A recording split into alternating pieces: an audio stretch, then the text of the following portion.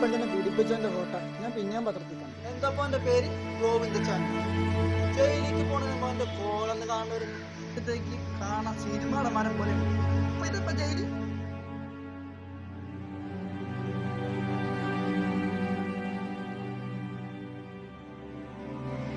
നമുക്കൊരു ചങ്ങായ ഉണ്ടായിരുന്നു, പരപ്പനാട് നടിക്കാനെ സക്കരിയ. ചങ്ങായം പിടിച്ചോണ്ട് പോയി. തീവ്രവാദിയാണ് ബ്രോ.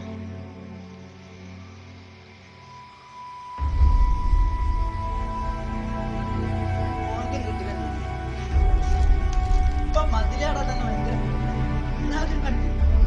ഇപ്പൊ സ്പൂണൊക്കെ പിടിച്ചാണ് ജോലി ചാടുന്ന. മതിലടിച്ചു കഴിഞ്ഞാൽ എല്ലായിടത്തിനും കൊല്ലും. ഇപ്പൊ കോളേജിൽ പഠിക്കാനോ പോകാൻ പറ്റില്ല. പഠിക്കാൻ ചെന്ന സഞ്ചോളി വെട്ടിക്കൊല്ലും. എനിക്കുണ്ടായിരുന്നൊരു ചങ്ങായി യൂണിവേഴ്സിറ്റി പഠിക്കുന്ന ഓനെ കാണാതായിട്ടോ ഉമ്മ ചെന്ന് അന്വേഷിച്ചപ്പോ പോലീസുകാർ കാട്ടിക്കൂട്ടുള്ള ശരിക്കും.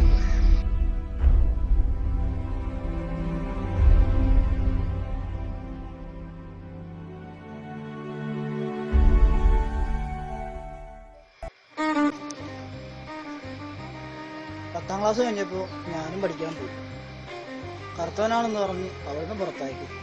ഇവിടുത്തെ മേലാളന്മാര് എൻ്റെ ആകെ പ്രശ്നം വെച്ചാൽ താഴ് ജാതിക്കാരനാണ്. താഴ് ജാതിക്കാർക്ക് അവനെ പഠിക്കണ്ടെന്ന്. ഇത് രോഹിത്തും നജീബും ഇതുപോലെ തന്നെ നമ്മുടെ ശക്കരിയ. പിന്നെ ഉണ്ട് നമ്മുടെ കേരളത്തിലെ സ്വന്തം പെൺകുട്ടികളെ വിഷയും സൗമ്യവും. ഓരൊക്കെ കണ്ടപ്പോഴത്തേക്ക് പിന്നെ ഇതൊന്നും നമുക്കൊരു വിഷയമല്ലാതെ മാറി. കാരണം നമ്മളൊരുപാട് അനുഭവിച്ചോണ്ടിനി. കാരണം നമ്മുടെ ഇന്ത്യ ഇപ്പം അങ്ങനെയാണ്. ജീവിക്കാനുള്ള സ്വാതന്ത്ര്യം നഷ്ടപ്പെട്ടു. പിന്നെ എതിരും ഭേദം മരിക്കാൻ.